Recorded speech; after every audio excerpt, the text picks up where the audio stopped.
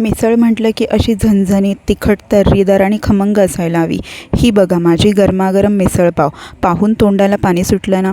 गरमागरम मिसळ, तावा झणझणीत कट, कुरकुरीत फरसाण, बारीक चिरलेला कांदा, लिंबाची फोड आणि सोबत मऊसूत पाव. मिसळपावची प्लेट तयार आहे. आणि आता ही झणझणीत मिसळ घरच्या घरी कशी बनवायची ते आज आपण पाहूया. त्यासाठी इथे 1 वाटी मटकी घेतलेली आहे, मोड आलेली मटकी. तर ती कुकरला आपल्याला शिजवून घ्यायची आहे. 1 वाटी मटकी आहे तर 3 वाटी पाणी घेतलं. त्याच्यामध्ये थोडीशी हळद आणि थोडंसं चवीनुसार मीठ टाकलं. एकच शिट्टी करून घ्यायची आणि आपल्याला मटकी साईडला करून घ्यायची आणि त्याचं पाणी साईडला करून घ्यायचं आहे. ते पाणी आपल्याला नंतर यूज करायचं आहे. आता इथे वाटण बनवून घेऊ. इथे खोबरं घेतलेलं आहे थोडंसं आणि सगळे गरम मसाले. 3 मी इथे काश्मीरी मिरच्या घेतलेल्या आहेत, धने, जिरे, बडीशोप.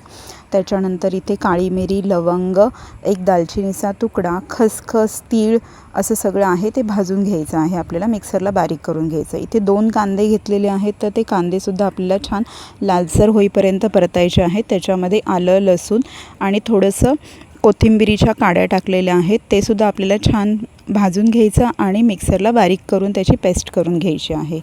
तर आता याच कढईमध्ये मी 3 मोठे चमचे तेल घेतलेलं आहे. त्याच्यामध्ये जिरं आणि आपण थोडासा बारीक चिरलेला कांदा आहे, 1 कांदा, कढीपत्ता आणि त्याच्यानंतर आपण जे वाटण केलेलं आहे ते वाटण ह्याच्यामध्ये छान तेल सुटेपर्यंत परतून घ्यायचं आहे.